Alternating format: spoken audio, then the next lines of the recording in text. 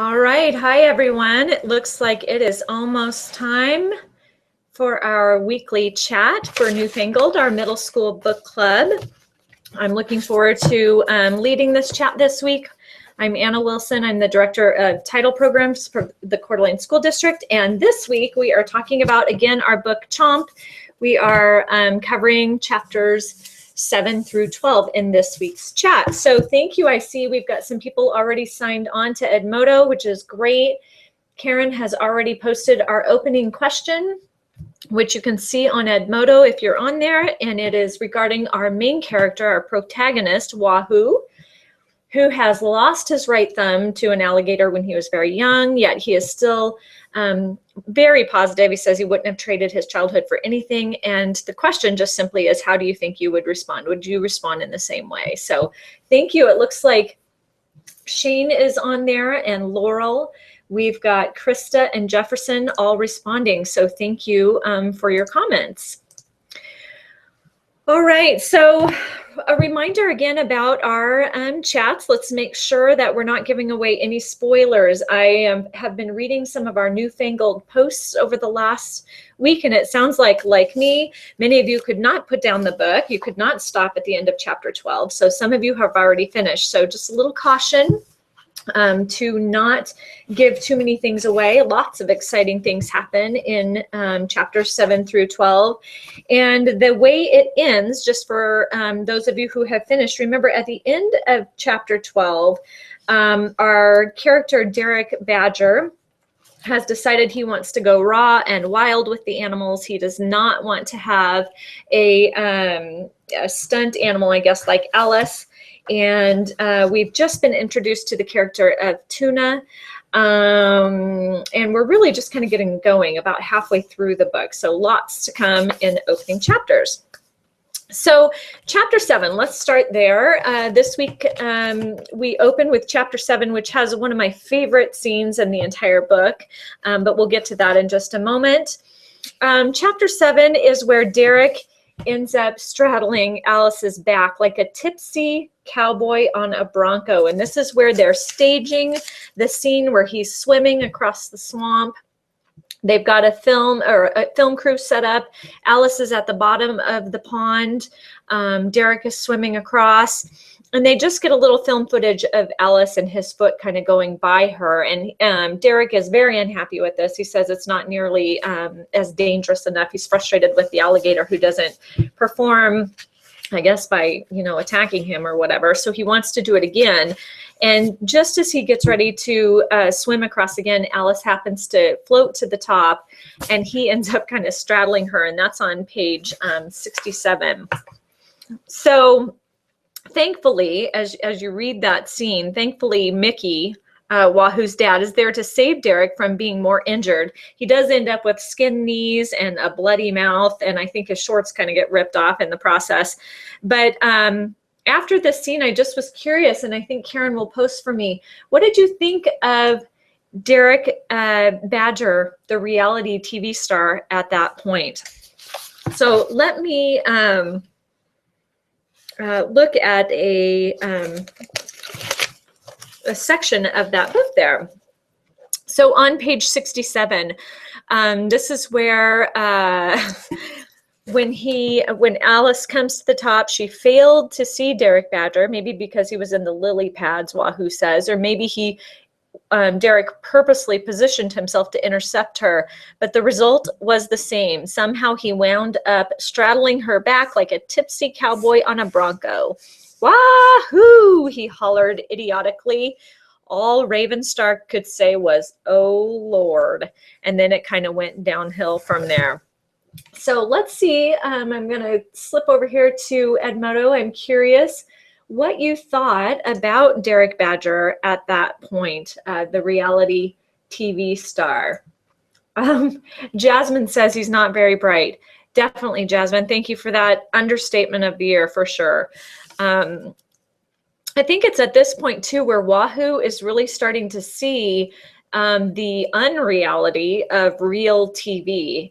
And that was kind of interesting kind of eye-opening for him. And he kind of comes back to that later in the next couple of chapters, where he meets Tuna, and she joins them on this kind of excursion into the Everglades. And she's really excited. She's still into the whole Derek Badger is real. These are real scenes. And she starts to kind of realize, oh, maybe this isn't quite what it looks like on TV. And Wahoo is kind of walking that fine line of trying not to burst her bubble a little bit about reality TV, and letting her figure that out on her own. So that's kind of an interesting fine line for him to walk.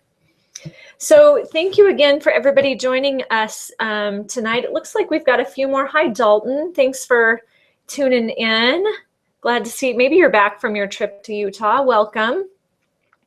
So again, tonight or today, we are focusing on chapters 7 through 12, starting with this crazy stage scene with Derek Badger in the backyard of their of Mickey and Wahoo's house, and it ends basically with Wahoo and Tuna finding the script for the show, kind of reading through that, which is interesting, and Derek, on a side note, deciding that he wants to go, he wants the real deal. He wants wild animals. He doesn't want these tame animals, supposedly tame animals, that Mickey has at his house. So that's where we are tonight, and we all have, I think Pinky promised not to give away any spoilers if we've already read through the book.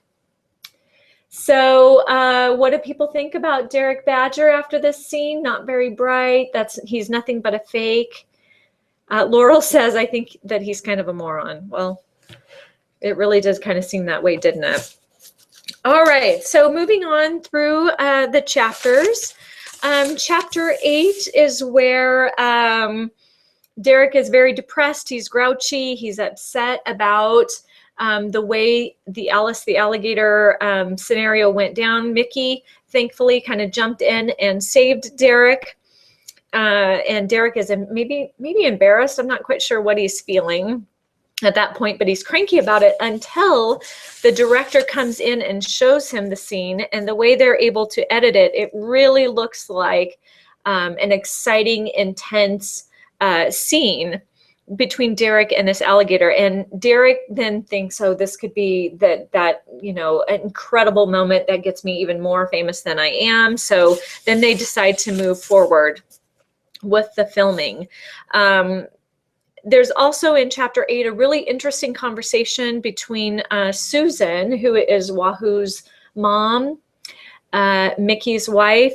They call her in China and they want to know, you know, how much do we owe on our house? What's the mortgage on our house? And she tells them, of course, to the penny, how much they owe, which is very stressful for Wahoo and his dad, which probably kind of precipitates Mickey moving forward and continuing with the filming of this crazy TV show that obviously he's not very thrilled about to begin with. Then we move into chapter 9. So we meet a new character in chapter 9, and that is Tuna. I love the names in this book. We've got Wahoo and Tuna. And obviously, Wahoo knows Tuna Gordon from school. And so my next question over on Edmodo tonight is about Tuna. And the question is, after reading about her for a few chapters, so we've met her in chapter 9, we read a couple more chapters, how would you describe her personality at this point? And that's the easy part of the question, describing Tuna's personality. But how does she seem similar to Wahoo? And how does she seem different from Wahoo? And I'll be really anxious to hear what you think about that.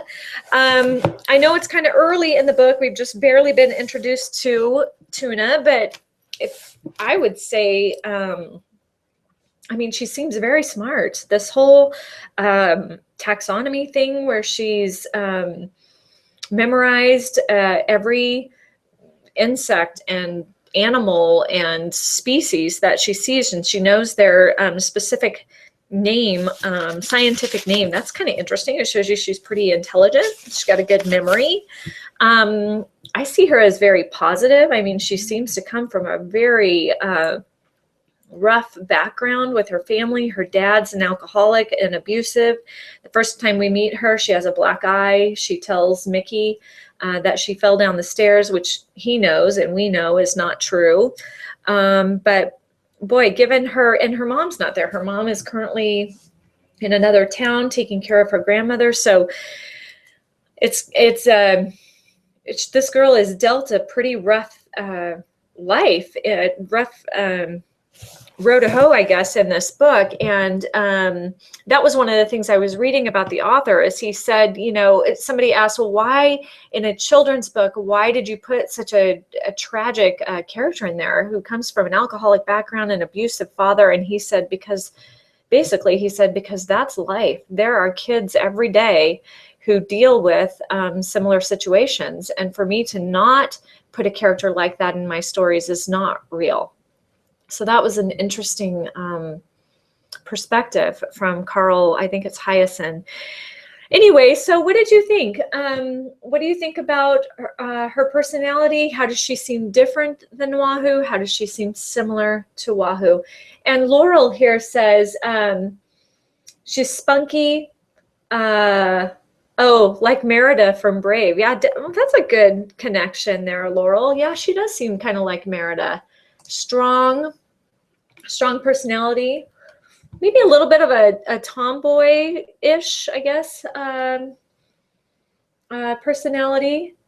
Jefferson agrees with Laurel. So how does she seem different from Wahoo? You know, I don't know that we know too much yet about Tuna, but I will say that Wahoo, boy, both of them talk about the responsibility that these two young kids have taken on. I mean, Wahoo is with his dad. He's worrying about how they're going to pay the mortgage on the house, pay the dad's truck payments. And Tuna is in a similar situation in that she's got these really heavy issues that she's dealing with too.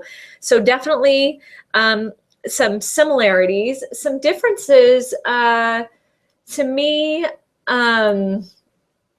Definitely her interest in the official names of all the animals is different than Wahoo, although she seems to have an appreciation for animals just like Wahoo does. Another difference might be, you know, I see Wahoo a little bit as a worrier. I haven't seen that from Tuna yet. She seems to be pretty positive and optimistic. I haven't seen her really perseverating and worrying about anything quite like we have with Wahoo. So that would be maybe a minor difference that I see. Dalton points out and reminds us that they're both named after a fish. You're right, Dalton. That is definitely a similarity. Although Wahoo insists he's named after a wrestler, right? Tuna's dad isn't like Mickey. You're right, Dalton. That is definitely a big difference between the two characters. And she is very outgoing. Very nice. Okay. I thought it was interesting how, I think it's in this, or later in this section where their names similar or named after fish, they decide that they're going to call, she decides that she's going to call Wahoo Lance, and then refers to him as Lance almost consistently then throughout the book. And he says, fine, if you're going to call me Lance, I'll call you Lucille. And she loves it. So it just kind of shows you what a great relationship they seem to have. All right, so moving forward, our next question then, as you continue to post. Krista, thank you for that. Yes, Tuna, she says that Tuna recognizes animals by their classifications, where Wahoo knows animals in a much more hands-on way. That's a really good distinction, Krista. Thank you. Okay, so who's your favorite character so far? That would be another question that I might have for you. Who do you like so far in the book? And again, I know it's early. Tuna and Wahoo, they're, you know, the main characters that we've really gotten to know. Are there other characters that are fun for you? For example, I thought Raven Raven has caught my attention. I think she's very funny. That poor woman having to deal with this Derek Badger and all of his nonsense, from stuffing himself with donuts to the point where he's not even fitting in his khakis anymore, where he's supposed to be some fit survivalist and she's worried about how many donuts he's eating, to watching him get on Alice's back and ride him like a bucking bronco. And she's like, oh, Lord. I think she's kind of funny. I feel bad for her and the situation that she's been put in. I like Mickey. Mickey's a fun character, the dad. You know, despite the fact that he's been crunched on the head by a frozen iguana, seems to be like a pretty interesting character as well. He doesn't have a lot of patience. Maybe that's the head injury. I'm not sure. But, you know, definitely loves animals. And then Derek Badger, to me, is just a hoot. I know Mrs. Booth and I were talking about, within the last couple of weeks, just about how funny this book is. And a lot of those funny scenes revolve around Derek Badger and some of the escapades that he gets into by being, as you guys point out, kind of a moron. So those are some of my favorite characters. So I'm not sure. Oh, so Laurel, thank you for posting that. Who's your favorite character in the book so far? Very good. All right, so moving on. This was an interesting, as I kind of talked with you about Mickey, Wahoo's dad. As I went back last night and looked at Mickey in chapters 7 through 12, I noticed kind of a recurring theme with him. He definitely seems to get along better with his animals than he does with humans. He has some tense interactions with Sickler, who is the owner of the little shop that they're taking the boats out of. He has some terse interactions with Derek, and maybe that's just because Derek's an idiot. I don't know. Link, the driver of the airboat, he has an interaction with him that's not positive. The show's director, Raven, is constantly threatening to fire Mickey. So he struggles to get along. He seems to get along better with animals than he does with humans. So maybe we'll post this up here. Describe Mickey Cray's relationship with animals, both in the wild and in captivity. Why do you think he keeps these animals instead of surrendering the non-native animals he captures to the government for reward money? You know, I see Shane on here. She's posted, if you were Wahoo, would you help your father get a better job and get tons of money, or just help your father get better and live in the streets? Interesting question. And then here's this. They could sell these animals and probably pay off, you know, the money that they owe on the mortgage or on the truck. So why do you think that Mickey keeps so many of these animals instead of surrendering them and getting maybe the reward money? You know, Mickey is an interesting character. As I mentioned, he struggles to get along with some of these other people, but then he has a great relationship with his son, with Wahoo. He has a great relationship with his wife, Susan. And then here's this Tuna, this little girl that he meets for the first time, and he instantly is very protective of her. He wants to go and confront her father for the way he's treated her. He invites Tuna to come on the camping or the job or the camping trip with them. So he obviously has a huge heart, a huge capacity to care about people, but definitely seems to get along better with animals than people. So let's see. Looking back at some of our Edmodo posts, favorite characters, we've got Wahoo, Derek, Tuna. Dalton likes her sass. Yeah, she is sassy. Wahoo, Mickey, Wahoo's mom. Yeah, Jasmine, that's a very upstanding characteristic or character trait, is she went all the way to China to support her family, and she didn't want to be there. This was really difficult for her to leave her family like that. So very good. Interesting. I wasn't sure if people would just be sticking to I like Wahoo or I like Tuna, or if they would, if you were thinking outside of those two main characters right now. Anyway, okay. All right. So in Chomp, Oh gosh. Oh yeah, this was an interesting thing. I was reading a little bit more about our author. I'm always curious about, last month I posted some stuff about, and we talked about Marissa Meyer, the author of Cinder. This month, Carl Hyacin, hope I'm saying his name right. So I was reading an interview about him, and this is what the interviewer said. In Chomp, both Mickey and Wahoo are fearless when it comes to snakes and other wild beasts, and crazy people for that matter, too. The author was asked if he had any animal phobias or animal fears. And if he did, tell us what animal you're afraid of and why. And this is his response. He says, Carl Hyacin says, I'm not crazy about chihuahuas. Not the response I was expecting. My Labrador and I go 2 or 3 blocks out of our way to avoid one. For some reason, chihuahuas always want to chew my ankles off. So all of these great animals that we have, we've got water moccasins and alligators and a panther and all these scary beasts. And the author is afraid of chihuahuas. Interesting. So my question to you, we'll just get on a little more personal level here on Edmodo. Do you have any animal phobias? Are there any animals that you are afraid of at all? Me personally, snakes. I mean, when they're talking about these snakes that they have in captivity, and then they're talking about Derek Badger's like he can't wait to go out and find some, live water moccasin because he doesn't want just a pet one. I mean, who has a pet water moccasin, first of all, crying out loud? But he wants the live ones. He wants it all to be raw and wild.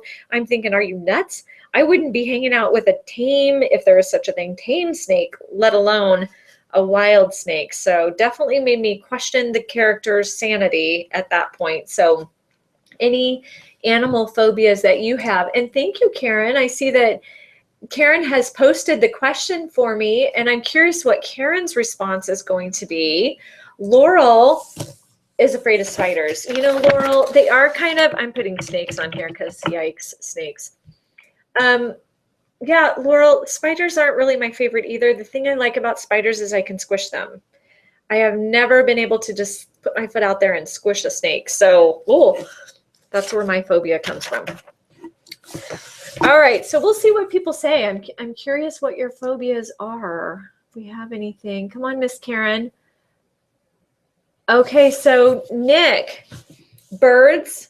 That's interesting, Nick. You kind of threw me on that one, especially last week you were talking about how spectacular a bird of prey an eagle was, but now you're saying they freak you out. I'm really curious what aspect of birds freaks you out? You got me on that one. I wasn't expecting birds, Nick. Nice one. All right. We'll see what others think. Large bugs, Jasmine. Yeah, like a big old cockroach that's the size of a rat. That would freak me out too. I don't think I could squish those with my foot either. Anybody putting chihuahuas on here? I guess we should put Carl Hyacin's chihuahua phobia on there. That was an interesting one. All right, so that brings me to my next point. As I said, I was reading a little bit about the author, and I found a quote in a magazine. It was January Magazine, I guess the name of the magazine. January Magazine says Hyacin's trademark, the thing he's known for, is his sense of humor, which, having read this book, I can definitely see this. I hadn't read anything of his before, but he's very funny. So I'm curious if you found anything funny yourselves in chapters 7 through 12, or if I just have some crazy sense of humor and found some very funny things. I do know that Mrs. Booth said that she was actually laughing out loud during parts of this book, and her kids would say to her, "What's happening? What's happening?" And she'd have to read them a section of it.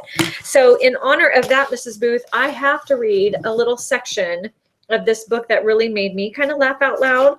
And it's going back to chapter 7, where we have this wrestling match, I guess if you would call it that, between Derek Badger and Alice, the alligator. And so while I'm reading this, maybe you can continue to post on Edmodo. Is there a funny part or something that stood out to you as funny in the book? So here we are on page 67. Time slowed to a crawl. Wahoo knew that Alice wouldn't tolerate such nonsense for long. He was alarmed to see Derek lie down lengthwise along the gator's spine and try to wrap his arms around her, locking his fingers into the rubbery ridges of her hide. It was a pose that lasted for approximately 1 second. Members of the Crocodilia order of reptiles don't buck like horses do when shedding an unwanted rider. Instead, they thrash and spin. Derek managed to hang on for 3 full revolutions. So I'm just picturing this crocodile spinning and Derek trying to hold on to her before being launched airborne. Alice was still twirling violently when he splashed down for a landing. Wahoo feared he would be killed. Both ends of the alligator possess lethal power. The jaws can crush a person like a grape, while a swift blow from the heavy tail can smash every important bone in the human body. Derek happened to re-enter the pond at the biting end of Alice, and through pure misfortune, his khaki shorts became snagged on 2 of her 80 teeth.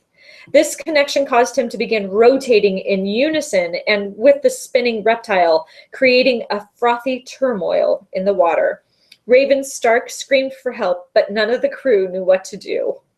Jumping into the pool to help Derek seemed like a sure way to get mangled or drowned. I mean, seriously, can you picture this thing? It's crazy. So anyway, I'm just laughing, and then I'm skipping over to page 69. And here we are. We finally have Mickey, who's jumped in and saved Derek, deposited him dripping in a dripping heap on the ground. Here's your so-called star, he said to the director. Now pack your gear and get off my property. Anyway, I love this section. This was maybe my favorite. Well, I don't know. There's another, I won't give away the spoiler, but there's another funny scene at the end of the book that I just found hysterical. Anyway, anybody post anything on here about some funny scenes that you saw? Yeah, Jasmine, absolutely. Derek writing Alice, not so smart, for sure. So interesting that is our author's Carl Hyacint's trademark is his sense of humor. It really makes me, I did enjoy this book. It really makes me want to read some of his grown-up novels and maybe some more of his young adult novels as well, because I did appreciate that sense of humor. Okay, so we're down to our last 4 minutes of our discussion for today. I just had a couple more questions, and then I will close off for today, and we will have another moderator next week, so you can listen to someone else babble on and on to you on the screen rather than just me. This was something interesting also from the author, and you know, I've done a little bit of writing myself, just little things, but the author says, when I'm writing, I never laugh or smile. When I come home for lunch after writing all morning, my wife says I look like I just came home from a funeral. This is not bragging. This is an illness. So I'm curious, why do you think the author never laughs or smiles while he's writing? That kind of surprised me. He's so funny. I'm not sure why he doesn't crack himself up while he's writing. So why does he never laugh or smile while he's writing? And why do you think he refers to that as an illness? So he says, when I come home for lunch after writing all morning, my wife says I look like I just came home from a funeral. This is not bragging. This is an illness. Interesting. So for being such a funny guy, maybe he just doesn't find himself funny. I'm not sure. I'm not sure how he knows things are funny. Maybe he writes it, and maybe his wife has a really good sense of humor and reads it and says, yeah, that was funny, honey. Keep that one in there. All right, so we're down to our last few minutes of our chat. I wanted to, while you're responding to these questions, I wanted to go to the end of chapter 12, which is where we left off for this week. And I loved the way, and he did this several times throughout to our author, he left it hanging like a cliffhanger. And that is why I could not put this book down and had to read it to the very end. So he ends chapter 12 with, to capture maximum drama on video, Derek wanted the real deal, wild and raw, the caution and common sense that would govern the actions of a clear-thinking person were, in his case, overpowered by a blinding hunger for more fame and wealth. Sounds like Derek. He was very much looking forward to being poked, stung, scratched, clawed, chewed, and chomped by authentic denizens of the Everglades. And he would get his wish. Doesn't that just make you want to go dun dun dun for the ending? I love the way it left me hanging, which is why I had to continue to read. But I wondered if this is where the book came from. He wanted to get stung, scratched, clawed, chewed, and chomped by the Everglades. What is he thinking? Seriously, you got a perfectly good backyard with a pond. You can crawl in there with Alice and swim around and get some good footage. But no, he wants to actually have the real deal, and he would get his wish. So if you haven't read on yet, remember on our website, we have posted our reading assignments. We'll repost our next section because I'm drawing a complete blank. We're starting with chapter 13 and going somewhere forward, and I cannot remember where right now, but we'll get that up there and a reminder on there posted to you. Hopefully we can continue our conversation. We've got some great Edmodo comments up here today. Thank you so much for participating. Have a great rest of the week. Enjoy the sunshine. It is out there behind this smoke screen that we have coming. And send good thoughts to all of our friends and neighbors up in Bayview and all those people who are helping them up there. So have a great week, and thanks for joining us for Chomp chapters 7 through 12. Take care.